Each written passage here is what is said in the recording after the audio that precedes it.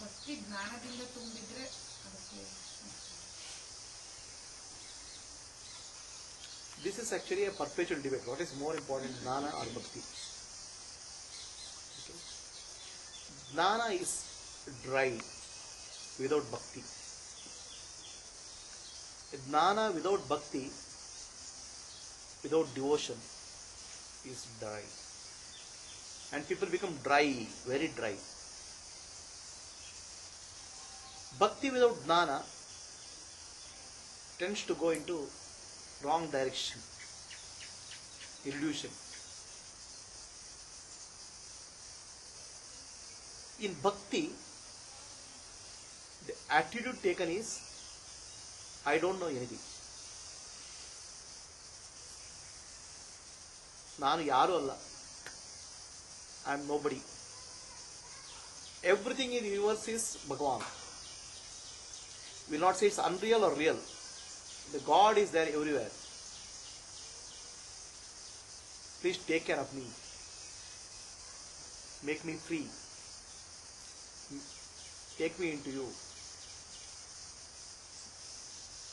That is Bhakti. In Dana, in Bhakti, Bhagavan is everything. I am nothing. In Jnana, I am everything. I am everything. And the universe is nothing, Maya.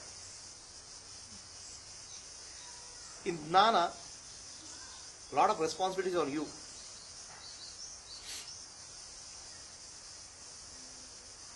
Because you are everything. Just Kashyap is realizing that with Jnana, how many people he has to sit and how many people he have to take care. You are responsible for the whole of the world. If somebody is troubling you, it's because of you only. You only created. You are responsible. In Bhakti, everything is taken care by the God. Bhakti without Jnana is called Apara Bhakti, the lower level Bhakti. In that what happens, there is a tendency that mind gets into illusion. When there is true Bhakti with Jnana, that is highest. That's called Para Bhakti. In Para Bhakti, but between Bhakti and Para Bhakti, Apara Bhakti and Para Bhakti, the difference is, in Bhakti, there is an object. There is somebody. Bhagavan is there and I am there. In Para Bhakti, everything is Bhagavan. There is no object. Everything in the universe is Bhagavan, the Lord. When we say Bhagavan is there and I am there, that identity gets some fight. That is With ego only. Ego. A bhakta takes a ego. It is taken, okay, a small ego. I am your child. Okay. And he, ego only telling, please take no. He knows that the ego doesn't exist. For the purpose of devotion, he takes the ego. Okay. Similarly, when a Jnani becomes enlightened, for the purpose of helping other people, he takes the ego of Guru. Taking the ego and getting ego taking you, they are different. Right? When ego takes you, you are trapped. But when you take the ego, you play that role. Okay? A bhakta takes the ego. Ego doesn't take the bhakta. Please understand. Right? And the moment you take the role, the ego, I am your child, you are my mother, with that ego, which is taken, not possessed. Ego doesn't possess you. Okay? Ego possessing you is unconscious. But ego, you are taking the ego for the purpose of devotion is conscious. Hara. Nagendra Hara. Right? See, For a Gnani, for a Adnani, ego is a pain. For a Gnani, ego is a Abharana. Okay? He can take it and drop it. One moment he can become a guru, next moment he can become nobody. Right? So, it's like an actor. Okay? There's very good actors like Kamal Hassan. There's very good actors like Amitabh Bachchan. Okay?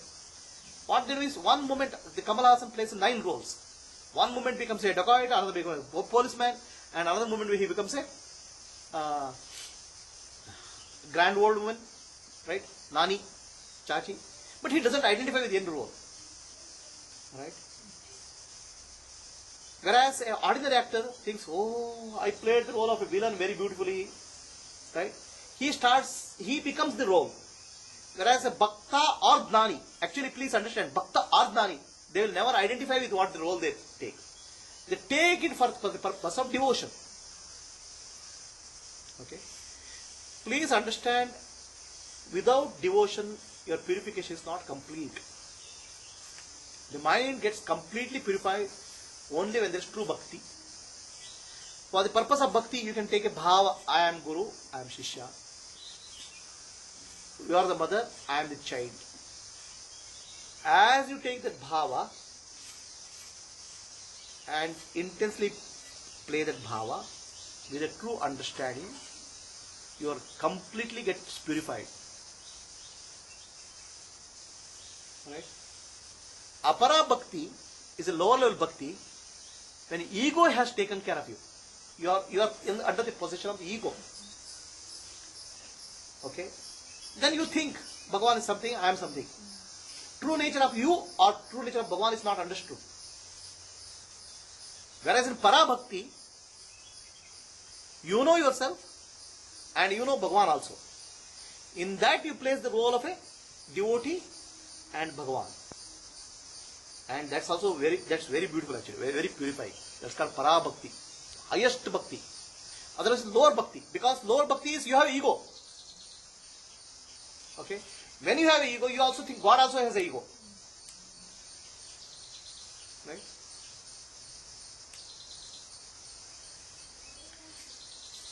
What happens in Bhakti is the highest qualities of the Lord. Highest qualities of the Lord you can appreciate. Right? So now, you can look at this quality. Bhakti is you are seeing I am separate. And please understand, you know very well that you are not separate. But for the purpose of devotion and appreciation, you say I am separate. Then you start appreciating the qualities of that Bhagavan. Okay? So because it's separate from you, you are able to appreciate. Right? But if something is inside you, you cannot appreciate. You can be experienced. And something beyond the experience, you can only be. Okay? Right?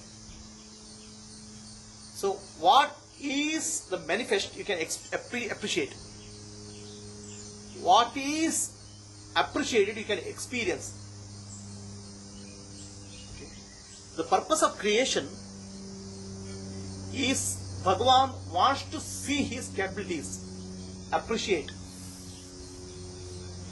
And then only manifestation comes to picture. For example, you have an idea of a beautiful building.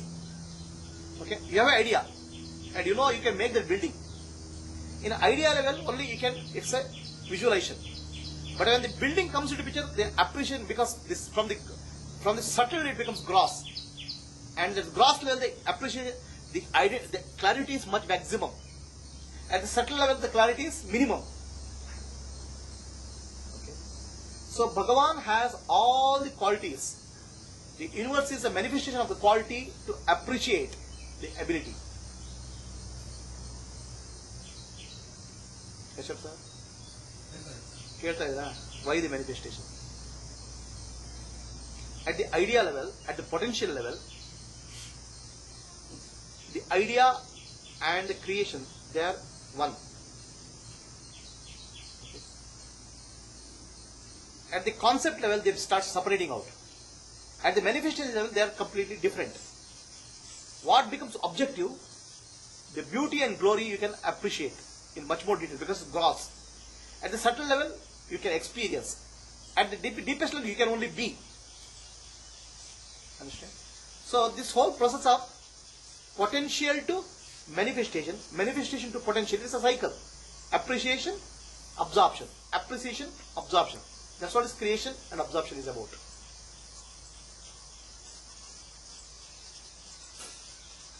Your nanotube is there, right? That what is memory alloy is there, no? Okay. Now you know that, right? If you explain to children how much time they will take to understand, 15 minutes. explain. They can't understand. They can't understand. But you show through experience, understanding is quick. 5 minutes they can understand. Right? So what is subtle, when it becomes gross, the appreciation and understanding is very quick if you can do it. Sir, please repeat it, sir. You know what is a memory alloy, Okay. correct, no? Right? And you want other people to understand it. How long it will take for them to understand? Probably they won't understand. They won't The understand. micromechanism is no. Why? It's too theoretical. And when it is made practical, the understanding is sharp. That is, this practical universe is like the practical lab. To experience these subtle concepts in a gross way, understand it, appreciate it, and go back. That's all this universe. Why understand, sir? Why should you understand? The urge to know your potential, appreciate your potential, realize, go back. Go back where, sir? Yourself. Self. There is a periodic tendency, that's all. Dharma or nature. Manifestation, absorption, manifestation, absorption. That's also the birth and death of the universe. Big Bang. Big Birth Bang. and death of the universe, birth and death of the individual, all that goes like that. Everything is a cycle. At the manifestation level, it's bhakti. At the absorption level, it's jnana. That's why it's called pradnanam brahma. At the manifestation level, it becomes bhakti. Bhakti corrupted becomes love. Love corrupted, it becomes attachment.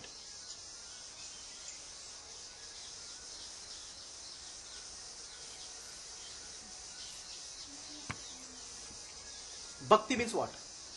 Surrender. Bhakti means devotion, love with appreciation. When you understand the glory of something, something which is higher, magnificent, it's called bhakti. Something magnificent, you develop love for that. Brahman is magnificent, you develop love for that. It's called bhakti. Love for equals is called love, prema. Okay? Love for the higher is called bhakti. Right? Love for the lower is called moha, attachment.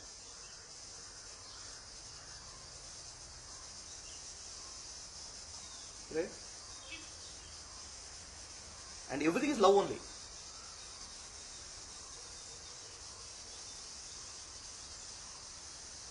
Clear, sir? So you understand why bhakti and why jnana? Bhakti is inclusive. Jnana is exclusive. Bhakti is manifest. Jnana is unmanifest. That's why all the great temples, all the beautiful places, all the spiritual centers, pilgrimages are created by bhaktas. One bhakta goes Prabhupada at the age of 70 with 2 heart attacks. Okay, starts singing devotional songs in New York, and before he dies in 7 to 8 years, he constructs 108 temples and thousands of people start singing the name of Lord. That's bhakta. A jnani will not do that. Construction of the temples, the shrines, all those things happen out of devotion, bhakti. In jnana, it's absorption. silence. Okay, which is greater? Silence or sound? Both are required. The silence and sound. Manifest and unmanifest. Right? Because you are beyond both. You are Sakshi. ಅಂದ್ರೆ ಜ್ಞಾನ ಆಗ್ಲಿಕ್ಕೆ ಈ steps ಬೇಕೇ ಬೇಕಾಗುತ್ತೆ. ಯಾವುದು? ಏನದು ಭಕ್ತ ಏನಾಗ್ಬೇಕಲ್ಲ ಅದು ಬೇಕೇ ಬೇಕು ಜ್ಞಾನ. ಹಾ, ಅದು ಬೇಕೇ ಬೇಕು. ದಟ್ಸ್ ಕಾಲ್ಡ್ ಪರಾಭಕ್ತಿ. Aparabhakti, lower level bhakti. Because now he thinks, okay, I am a body, Bhagavan is also a body, he is also a person, I am a person, I have family and children, Bhagavan also has a family and children. Whatever is there with me, he projects on that. Okay, only thing is, he is greater than me, that's all. But as the Jnana comes, he understands, I am not a body and mind, Bhagavan is also not a body and mind. Okay. So, Bhagavan is everything. Okay.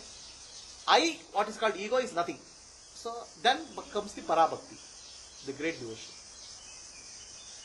In great devotion, there is complete detachment. In lower level devotion, there can be attachment. Attachment to rituals, attachment to symbols, attachment to, okay, but that's how it progresses actually. That's how it happens. That nobody can progress just like that. ಇದು LKG ಓದ್ಬಿಟ್ಟು next ನೀವು ಓದಕ್ಕಾಗಲ್ಲ, ಮುಂದೆ ಹೋಗಕ್ಕಾಗಲ್ಲ. ABCD ಕಲಿದೆ words sentence ಬರಲ್ಲ. Right? So ಹಾಗಾಗ್ಬಿಟ್ಟು ಈ children, they require the puja, the devotion, right? And the devotion will come, maximum devotion will come when you see the lives of the saints. Okay? Even seeing the life of Ramakrishna Paramahamsa, Sharada Devi, it gives much more devotion than thinking of God. Because God is still, for us, concept. Whereas these people have been with us. That is what purifies.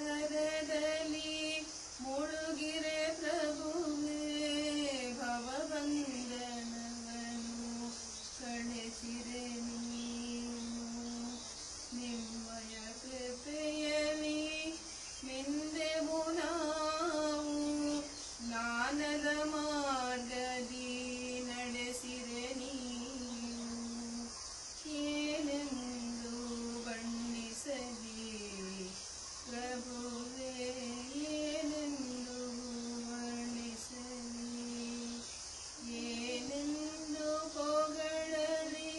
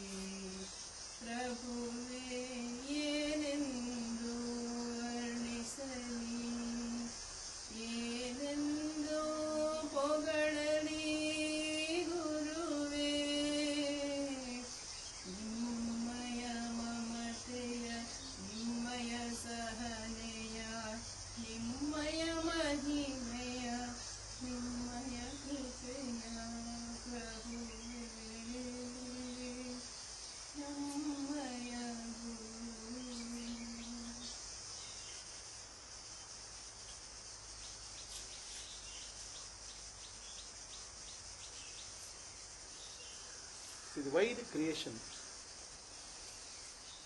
is told beautifully in Radha Krishna. Radha and Krishna. Krishna represents Purushottama, Radha represents Prakriti. Radha means Dhara. Radha means Aradhana. Radha means Aradhana. What is Aradhana? Aradhana means worship. Radha means Aradhana, worship. How do you worship? As Dhara. Dhara means flow. Continuous flow of worship is called Radha. Continuous worship is called Radha. Continuous appreciation is called Radha. Okay. Whom does Radha appreciate? The Krishna, the Purushottama, consciousness. The Prakriti is there to appreciate the Purushottama. Okay. And Purushottama appreciates Prakriti. Krishna becomes Radha, Radha becomes Krishna. Radha becomes Krishna, Krishna becomes Radha. It's a mutual appreciation. And Radha and Krishna are not different. Bhakta and Bhagavan are not different. It's a mutual appreciation. So without your intellect, purified intellect, the Bhagavan's qualities of bliss will not manifest. So you are required to Bhagavan to appreciate himself. In the process, you appreciate Bhagavan. So Bhagavan appreciates your devotion. And you appreciate Bhagavan for his qualities. So it's a mutual appreciation. Parasparam Devan Bhavayantam. The way we have to live is, we have to nourish each other, understanding that divinity in all of us. Divinity is in everybody. Appreciation of the divinity in everybody. Appreciation of divinity, recognition of divinity in others. Nourishes them and uplifts them, and that process you will also get uplifted. Seeing the divine in each living being, seeing the divine in everybody. Even a criminal, once you see the divinity, the person becomes, divinity manifests him. That's how you are Brahma, you are the creator. You can create a stone out of a god, or god out of a stone. You can make a divine being into a criminal, or criminal into a divine being. How you look makes a difference, because your view, your understanding, your ability brings that energy to that.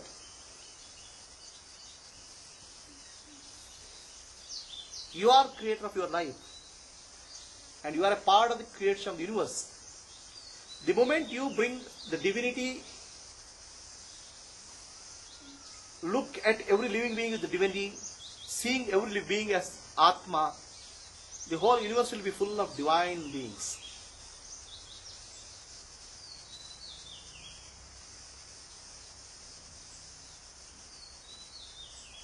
Is question clear? If you look at the phenomena as useless, the phenomena becomes useless. If you look at phenomena as manifestation of glory of Bhagavan, it will become alive. To bring life to the phenomena or take the life out of that is your choice.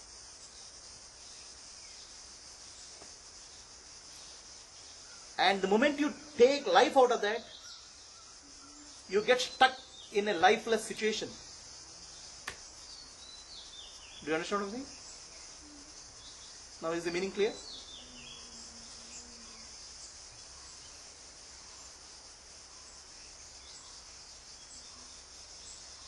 Yesterday you told me that, Master. The dreamer has to answer.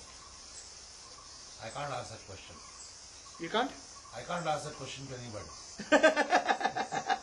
I have to answer it myself. Whatever is there, your creation. Right. To make it beautiful is your choice. I am the dreamer, I am the shadow. Right. I have to answer it for myself. Answer it for yourself. But the answer hint is very clear. Right? In your dream you have asked a guru. Now guru is giving a clear answer. Yes, sir. Whatever life you give it to there is no meaning in anything. Please understand. There is no meaning in a piece of cloth. The piece of cloth you can convert into a meaning. You can say it's a dress. Who gives the meaning to that? The mind. You. You said the piece of cloth is a covering, dress.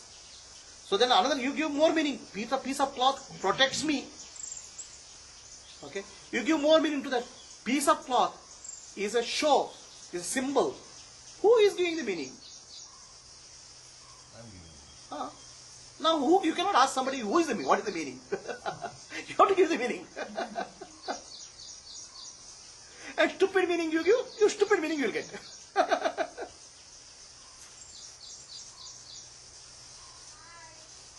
Is it clear? If you use your intelligence, you will give right meaning, beautiful meaning, creative meaning. If you don't use your intelligence, you will give a dumb meaning. Some textbook somebody says phenomena is nonsense, you will take the copy that and you will make a dumb meaning. Nobody has said that.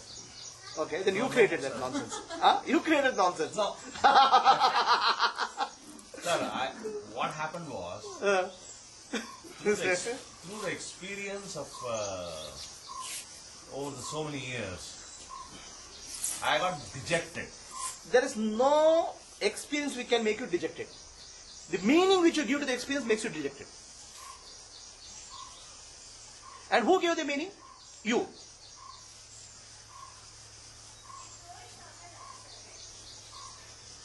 Is it clear to you? Experience doesn't make anybody dejected. The same experience can convert into one person into saint, and same experience can convert into another sinner. The meaning given to the experience makes a difference. There is a very good, nice book called Man's Search for Meaning by a person called Victor. You read it. 100-page book, a small book, but it's a bestseller. It's a worldwide bestseller, 100-page book. It's a real life story of a person called Victor. Viktor Frankl. Victor? Frankl. Viktor Frankl. Okay. The name of the book is called Man's Search for Meaning in Life.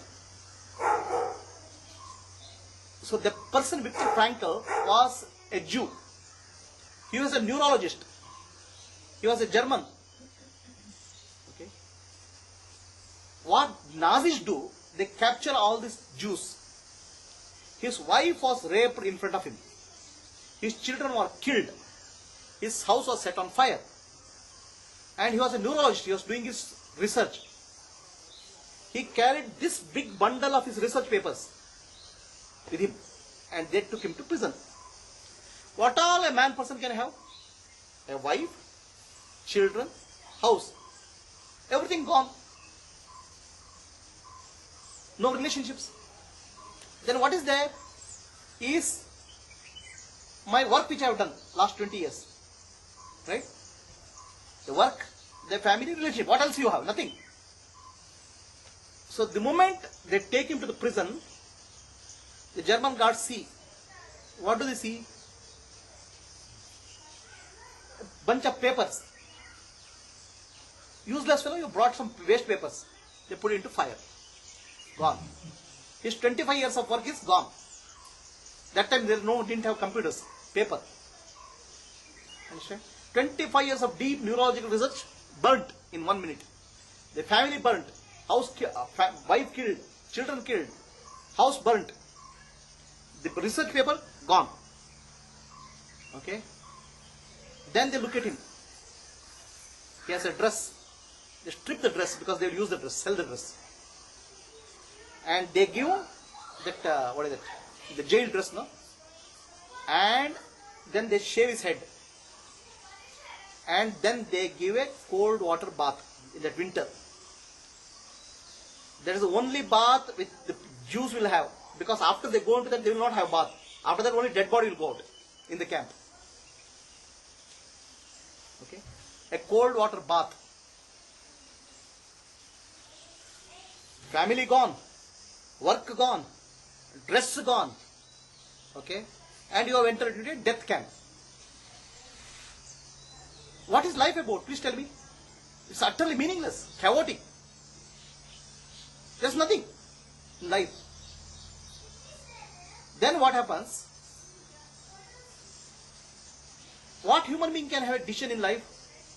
The biggest decision these prisoners have in life is they are made to get up at 4:30 in the morning.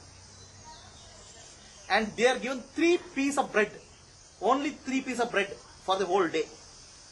And that is given at 4:30 in the morning. What they do now, these Jews are they captured, they make them work till they die. And why waste some food for them? Anyway they will die. 3 pieces of bread early in the morning. Okay? Clear? And he says, the only decision in the life there, which is major decision for them in the whole day, is should I eat this piece of bread now, or should I keep in the afternoon? When I get hungry, when I get tired. Can you think? Survival, eating itself biggest decision. Now, what meaning you can find in this whole camp? Utterly meaningless. Now, this being a neurologist, he observes the situation in and around. He observes. He questions why people are living. Okay, why people are living in this camp. There, one person. Okay, there he starts noticing 2 types of people. First set of people, they when you come to death camp now. Now why not cooperate with our captors, Germans? Okay, do some namaskar for them and become their friends so that I can survive. Okay, and these German guards use them. Okay, to take care of their prisoners. They become like jailers. What this person says, German guards are at least kind, but these become much more ruthless than them. Okay, these people beat such a way the German guards also can't beat. So cruel.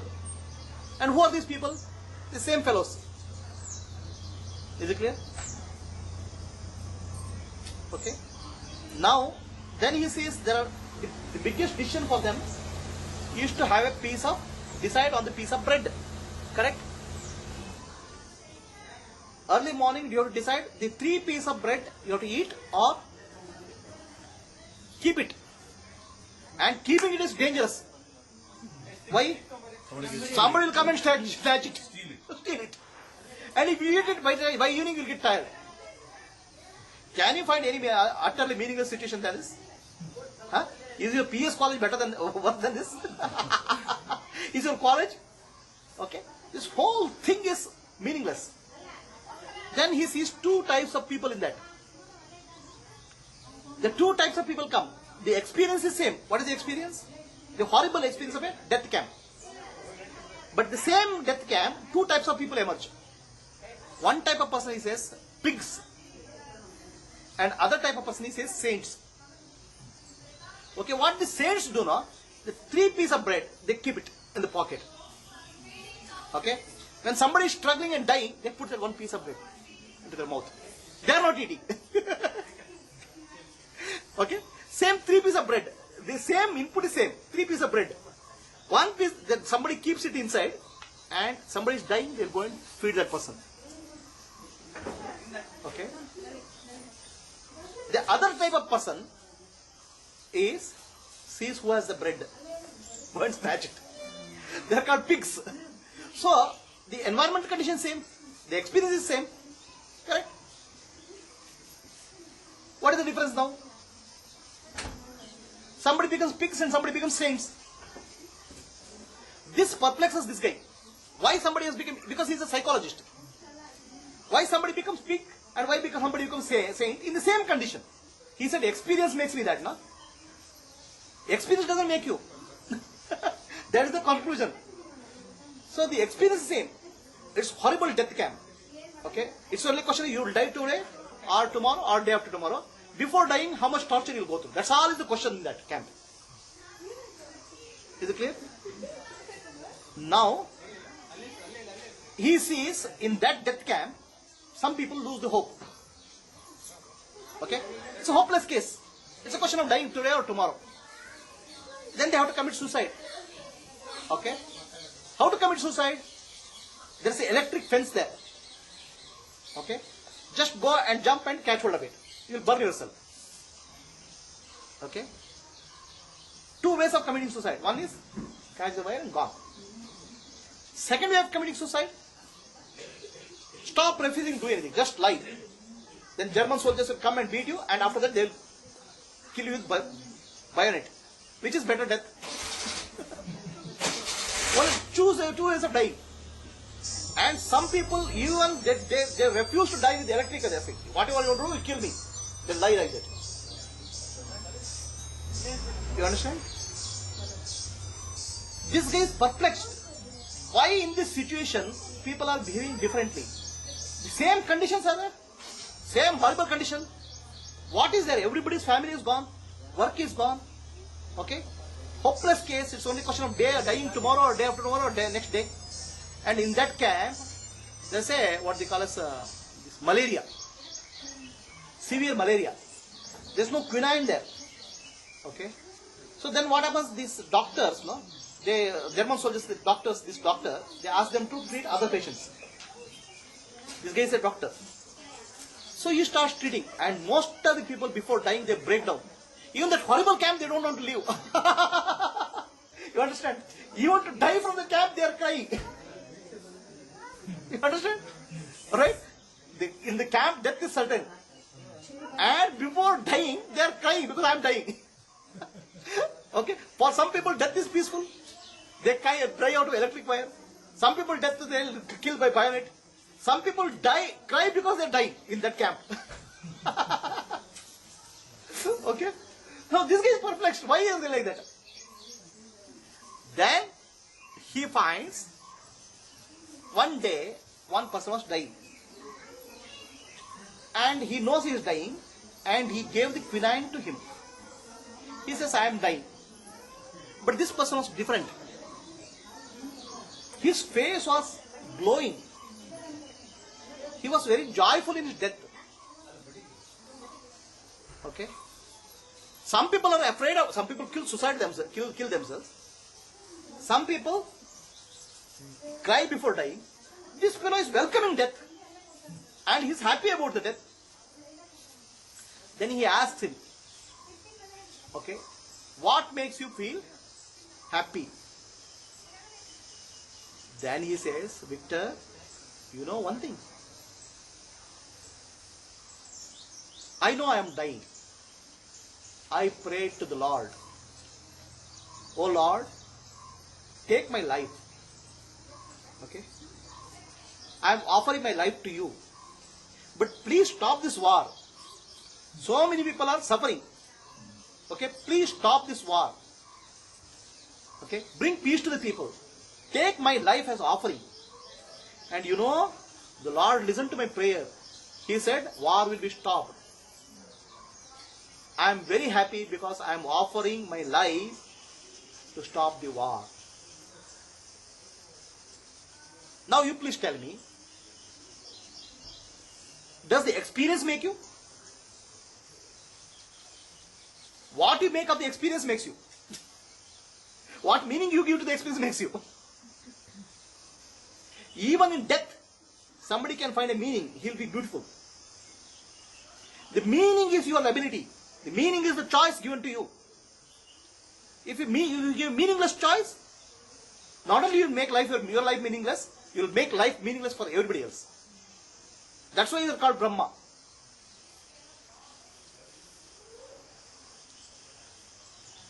You can bring meaning to the life. Life doesn't bring meaning to you.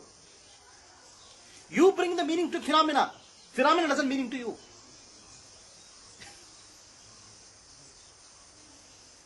Is it clear? And eventually the war stops and Victor is released and he writes this book, 100-page book, and it becomes bestseller, and he becomes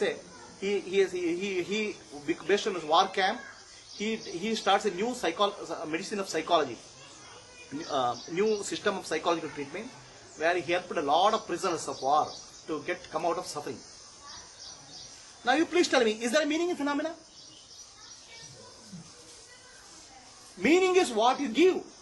And your stupid way, you are accepting the experience what makes you. No. What makes you is the meaning which you give to the experience.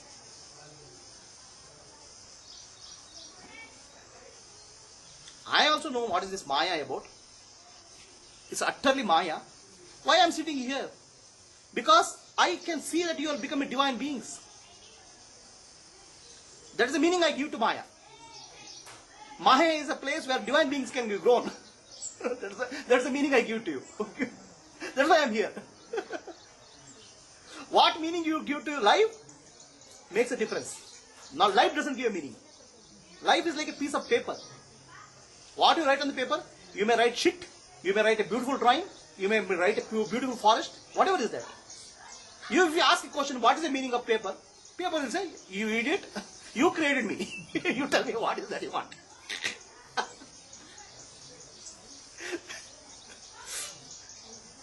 This is the name of the book called Man's Search for Meaning in Life. 100-page book. It is much more profound in philosophy than most of your spiritual books.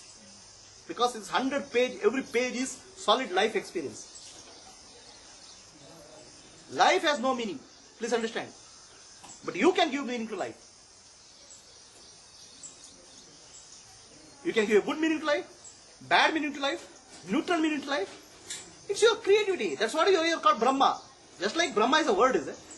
Brahma means creator, creation. Any questions? ಅದು ನಾವು ಹೇಗೆ feed ಮಾಡ್ತೀವಿ ಹಾಗೆ. ಹಿಂದೆ ಎಲ್ಲ ರಾಜರು ಕೆಲವು ವಿಷಕನ್ಯೆ ಅಂತ ಅವ್ರಿಗೆ ವಿಷ ಫೀಡ್ ಮಾಡಿರ್ತಾರೆ, ಅಷ್ಟೇ. ಹಾಗೆ ಆಗ್ತದೆ.